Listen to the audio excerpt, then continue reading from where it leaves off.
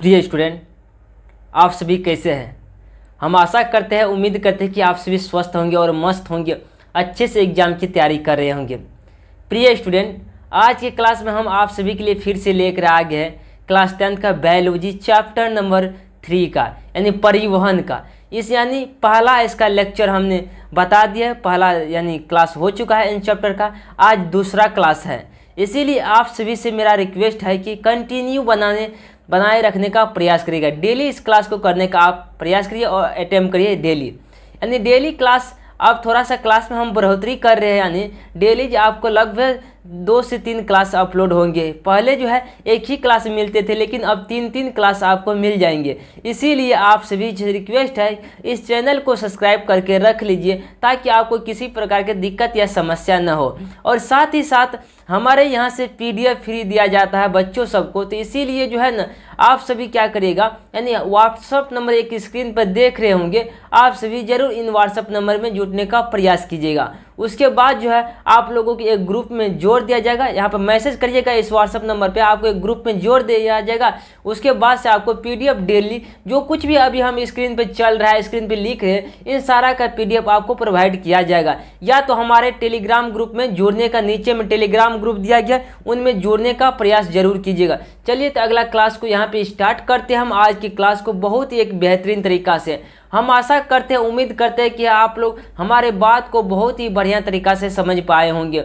आप लोगों को समझने में हमारे बात किसी प्रकार की दिक्कत या समस्या नहीं आए होंगे। तो स्टार्ट करते हैं आज के क्लास को एक बेहतरीन तरीका से। चलिए यहाँ पे देखिए, ये सब हम बता दिए, जैलम फ्लोएम के वाष्पोत्सर्जन बता दिए थे, लेकिन आज यहाँ से क्लास स्टार्ट हो जाएंगे, यानी जंतु में परिवहन। इससे पहले हम देख रहे थे पौधे में परिवहन। क्या देखे थे? पौधे में परिवहन देख रहे थे, लेकिन आज की क्लास हम स्टार्ट करते जंतु में परिवहन के बाद। हम पौधे में परिवहन बिल्कुल बढ़िया तरीका से हम आप सभी को समझा चुके हैं, लेकिन आज हम बात करेंगे जंतु में परिवहन किस प्रकार होते हैं। तो जंतु में भी परिवहन होता है, तो चलिए आइए जंतु में किस तरह से परिवहन होता है। अब यहाँ पे देखिए, जंतु में परिवहन का बात करेंगे हम आज के क्लास में थोड़ा सा डिटेल में। तो यहाँ पे देखिए, थोड़ा सा पेन लेने दीजिए, उसके बाद में हम तो बात करिए लेंगे। अब यहाँ देखिए, कह रहा है कि जंतु में परिवहन का रक्त क्या है, इसके प्रमुख संघटक का वर्णन करें।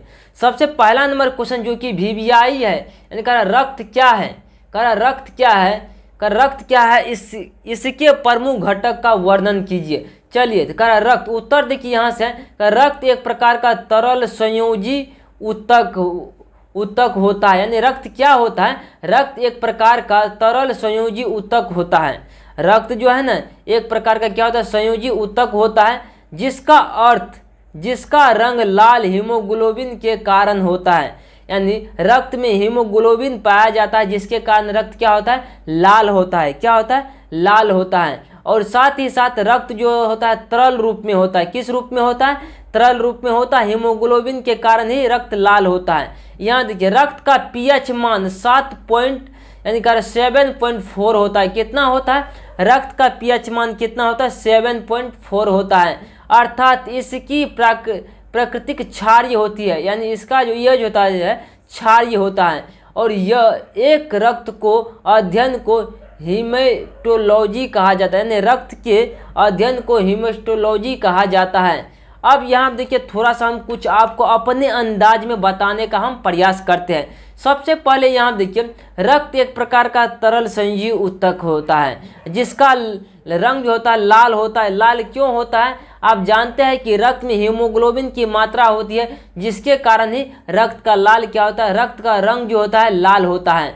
और यहाँ पे देखिए क्या है, रक्त का pH मान की हम बात करेंगे तो 7.4 होता है। रक्त का pH मान कितना होता है? 7.4 होता है। बिल्कुल बेहतरीन तरीका से आप हमारे बात को समझ पा रहे होंगे। यानी रक्त का pH मान कितना होता है? 7.4 होता है। अर्थात इसकी प्रकृति जो होती है क्षारीय होती है। इसकी प्रकृति कितना कैसा होता है? क्षारीय होता है। इसकी प्रकृति क्या होती है? क्षारीय होती है। रक्त की प्रकृति कैसा होता है? तो क्षारीय होती है।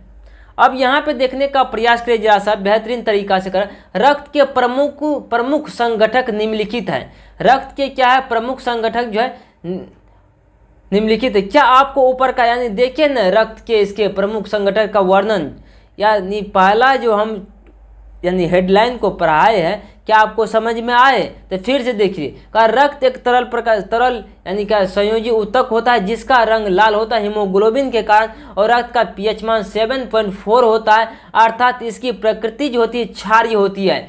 और अध्ययन इसका देखिए हिमेस्टोलॉजी कहलाता है। रक्त का अध्ययन जो करिएगा उसके क्या कहेंगे हम? हिमेस्टोलॉजी कहेंगे। चलिए अगला नंबर पे आप चलते, यहाँ पे देखने का प्रयास करिए जरा सा। क्या था? रक्त के प्रमुख संगठन निम्नलिखित है। आप देखिए रक्त के संगठक जो है ना प्रमुख क्या है? निम्नलिखित है। देखिए आरबीसी, रक्त का ये देखिए आरबीसी क्या होता है? देखिए इसका पूरा नाम रेड ब्लड सेल होता है। आरबीसी का पूरा नाम क्या होता है? रेड ब्लड सेल होता है। आरबीसी का फुल फॉर्म पूछ सकता है, इसीलिए आप लोग ध्यान से देखने का प्रयास करिए। क्या ना रेड ब्लड क्या है? रेड ब्लड सेल होता है। और इसका देखिए जिसका निर्माण अस्थि मज्जा में होता है। जिसका निर्माण कहाँ होता है? यानी आरबीसी का निर्माण कहाँ होता है? अस्थि मज्जा में होता है। आरबीसी का कर्म स्थान पीलिया या तिल्ली को कहा जाता है। आरबीसी का करा आरबीसी का जो है ना कब्रिस्तान या पीलिया किसे कहा जाता है? तिल्ली को कहा जाता है। आरबीसी का कब्रिस्तान यानी पीलिया जो कब्रिस्तान किसको कहा जाता है? पीलिया या तिल्ली को कहा जाता है। क्योंकि इसी में आरबीसी मर जाता है। पीलिया या तिल्ली में क्या होता है? आरबीसी खत्म हो जाता है, उनकी जीवन की अवधि जो होता है समाप्त हो जाती है आरबीसी का। अब अगला यहाँ देखिए एक बार फिर से सुनने का प्रयास करिए। यानी रक्त के प्रमुख संगठन निम्नलिखित है। आरबीसी, एक नंबर में आरबीसी, यानी आरबीसी का पूरा नाम क्या होता है? रेड ब्लड सेल होता है। इसका निर्माण जो होता है यानी आरबीसी का निर्माण अस्थि मज्जा में होता है। आरबीसी का कब्रिस्तान पीलिया यानी तिल्ली में होता है, क्योंकि आरबीसी जो है पीलिया में ही मर जाता है, यानी इसमें ही आरबीसी मर जाता है। पीलिया यानी तिल्ली में ही आरबीसी हो, इनका जीवन की अवधि क्या होता है? समाप्त हो जाती है।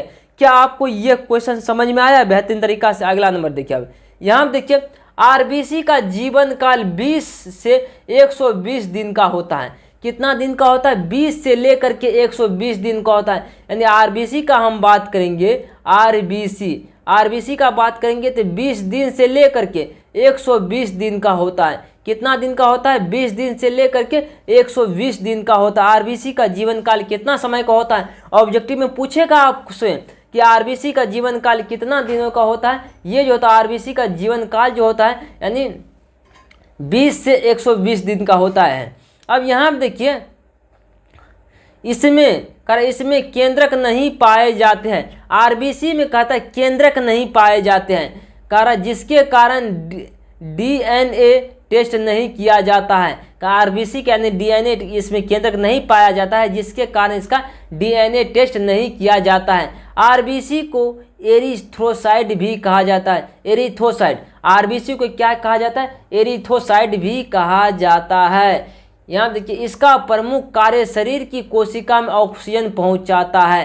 यानी आपसे पूछेगा ऑब्जेक्टिव में आरबीसी का प्रमुख कार्य क्या है? शरीर में ऑक्सीजन को पहुंचाना ही आरबीसी का काम है। आरबीसी का क्या काम है? शरीर में यानी पहुंचाना, शरीर में यानी पहुंचाना है। शरीर में क्या चीज़ को पहुंचाना? शरीर में जो है ऑक्सीजन को पहुंचाना आरबीसी का काम है। क्या आपको यह बात बहुत ही बेहतरीन तरीका से समझ में आया? आरबीसी के बारे में नहीं आया? चलिए एक बार फिर से हम रिपीट करेंगे आरबीसी के बारे में। यहाँ देखिए आरबीसी का थोड़ा सा हम देख लेते फिर से। इसका पूरा ना आरबीसी का फुल फॉर्म क्या होता है? रेड ब्लड सेल होता है। इसका निर्माण अस्थि मज्जा में होता है। रक्त आरबीसी का यानी कब्रिस्तान जो होता है पीलिया यानी तिल्ली को कहा जाता है, क्योंकि आरबीसी जो है इसी तिल्ली में यानी पीलिया में मर जाता है। अब देखिए आरबीसी का जीवन काल जो होता है 20 से यानी 120 दिनों का होता है। आरबीसी में केंद्रक नहीं पाया जाता है, इसीलिए आरबीसी का डीएनए टेस्ट नहीं किया जाता है। आरबीसी को एरिथ्रोसाइट भी कहा जाता है। आरबीसी को क्या कहा जाता है? एरिथ्रोसाइट भी कहा जाता है। इसका प्रमुख कार्य शरीर की कोशिकाओं में ऑक्सीजन को पहुंचाना। आरबीसी का प्रमुख कार्य क्या है? शरीर की क्रियाओं में ऑक्सीजन को पहुंचाना। शरीर की क्रियाओं में क्या है? ऑक्सीजन को पहुंचाना। चलिए नेक्स्ट क्वेश्चन पर आप देखते हैं। यहाँ देखिए आप WBC के बारे में देखेंगे हम। यहाँ देखिए दूसरा नंबर को हम जरा सा देखने का प्रयास करेंगे।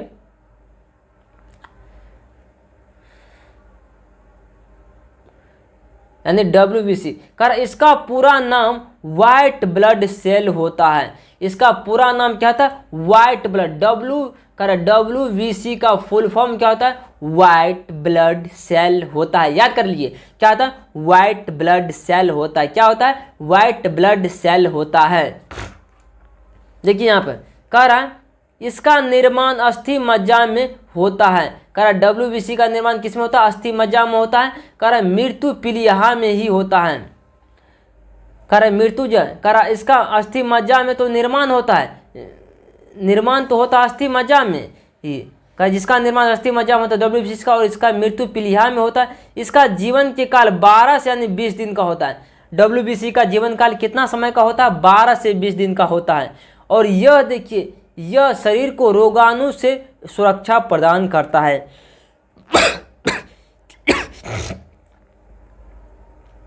RBC शरीर में ऑक्सीजन पहुंचाने का काम करता है। ये करता है बीमारियों से शरीर को रक्षा प्रदान करता है, रोगाणुओं से क्या करता है? रक्षा प्रदान करता है। WBC का सबसे बड़ी कोशिका करा WBC को सबसे बड़ी कोशिका को मोनोसाइट का WBC की सबसे बड़ी कोशिका है जिसको क्या कहते हैं? मोनोसाइट कहते हैं। जबकि सबसे छोटी कोशिका लिम्फोसाइट, यानी WBC का सबसे बड़ी कोशिका जो है उसका नाम क्या है? मोनोसाइट। और सबसे छोटी लिम्फोसाइट, बड़ी मोनोसाइट, लिम्फोसाइट छोटी है। आपको क्या इस बात को समझ में पाया WBC के बारे में? यानी इसका जो होता है फुल फॉर्म क्या होता है? वाइट ब्लड सेल होता है। इसका निर्माण अस्थि मज्जा में होता है। इसका मृत्यु जो होता है पीलिया में होता है। और यह शरीर को रोगाणु से बचाने का काम करता है। WBC का जीवन काल 112 से यानी 20 दिन का होता है। और यह जो शरीर को रोगाणु से बचाने का काम करता है। और WBC की सबसे बड़ी जो है बड़ी कोशिका का नाम जो है मोनोसाइट, जबकि छोटी कोशिका नाम लिम्फोसाइट कहा जाता है। छोटी कोशिका को लिम्फोसाइट कहा जाता है। चलिए आप प्लेटलेट्स के बारे में थोड़ा सा हम जानने का प्रयास करेंगे। आखिर प्लेटलेट्स क्या होता है? यहाँ आप देखिए एक ध्यानपूर्वक से बहुत ही आसान तरीका से देखने का प्रयास कीजिए। क्या होता है कि कह रहा इसका निर्माण अस्थि मज्जा में होता है। यानी प्लेटलेट्स का निर्माण कहाँ होता है? अस्थि मज्जा में होता है। इसका जीवन काल 7 से 10 दिन का होता है। कितना दिनों का होता है? 7 से 10 दिनों का होता है प्लेटलेट का। कर यह स्तनधारी प्राणी में पाया जाता है। प्लेटलेट स्तनधारी प्राणी में पाया जाता है। और इसका मुख्य कार्य खून का थक्का करना होता है। और इसे जो है थ्रोम्बोसाइट भी कहा जाता है। यानी कहने का मतलब जो है यानी प्लेटलेट को थ्रोम्बोसाइट करता है। और देखिए यह अस्थि मज्जा में होता है। ये इसका निर्माण कहाँ पर होता है? प्लेटलेट का तो अस्थि मज्जा में होता है। इसका जीवन काल की हम बात करें 7 से 10 दिनों का होता है। उसके बाद यह स्तनधारी प्राणियों में पाया जाता है। और इसका मुख्य कार्य जो खून का थक्का बनाना है। यानी हम बात करेंगे प्लेटलेट का मुख्य कार्य क्या है? खून का थक्का बनाना। आप लोग सभी चीज़ को समझ पा रहे हैं ना बेहतरीन तरीका से? देखिए अब यहाँ पे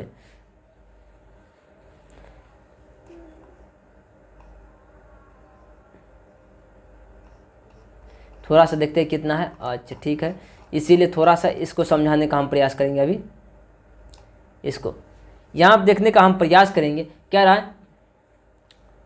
रक्त के प्रमुख कार्य को लिखे। कह रहा रक्त के प्रमुख कार्यों को कह रहा लिखने के लिए कह रहा रक्त के क्या करने के लिए? प्रमुख कार्य को लिखने के लिए कहता है। यहाँ देखिए रक्त के प्रमुख कार्य निम्नलिखित है। क्या है? रक्त के प्रमुख कार्य क्या है? निम्नलिखित है। कह रहा रक्त के प्रमुख कार्य निम्नलिखित है। कह रहा शरीर के तापमान को संतुलित करना। कह रहा शरीर के तापमान को संतुलित करना, गैसों का आदान प्रदान करना। कह रहा श्वसन क्रिया के दौरान कार्बन डाइऑक्साइड गैस शरीर को रोगाणु से सुरक्षा प्रदान करना। अब यहाँ के फाइब्रोजिन और एंजाइम रक्त को थक्का करता है, फेफड़ा तक पहुँचाना। देखिए इतना काम है रक्त, ये सारा काम याद कर लीजिए रक्त का कार्य है। यहाँ देखने का प्रयास करें हृदय का करा शरीर से चित्र बनाने के लिए। हृदय का सबसे पहले जो हृदय का इसका चित्र कहाँ से आप करिए देखिएगा तो गूगल से आप देख सकते हैं। लेकिन इसके बारे में सचित्र करा उस चित्र तो नहीं दिया गया, बना भी नहीं पाएंगे, इसीलिए हम इसका देख लेते हैं परिभाषा कर। हृदय मानव का प्रमुख अंग माना जाता है। हृदय क्या होता है? मानव का प्रमुख अंग माना जाता है।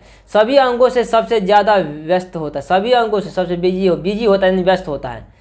यानी कहता है कि मानव के शरीर का हृदय और चैम्बर में विभक्त होता है, जिसमें 2 अलिंद और 2 निलय होते हैं। हृदय का वजन जो होता है 300 ग्राम का होता है। हृदय के बाएं भाग में शुद्ध रक्त पाया जाता है, जबकि दाएं भाग में अशुद्ध रक्त पाया जाता है। हृदय के दाएं भाग में शुद्ध रक्त और जबकि बाएं भाग में, अच्छा बाएं में थोड़ा देखिए, बाएं में पाया जाता है, बाएं में अशुद्ध और दाएं में, बाएं में शुद्ध और दाएं में अशुद्ध पाया जाता है।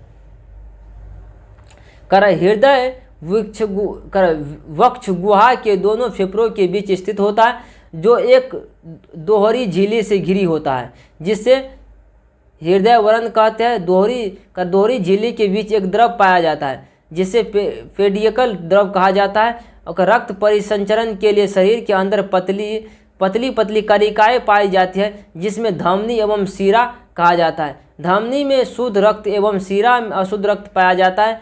हृदय का प्रमुख कार्य रक्त को पूरे शरीर में पंप करना। देखिए हृदय का प्रमुख कार्य है रक्त को पंप करना, छिड़काव करना होता है।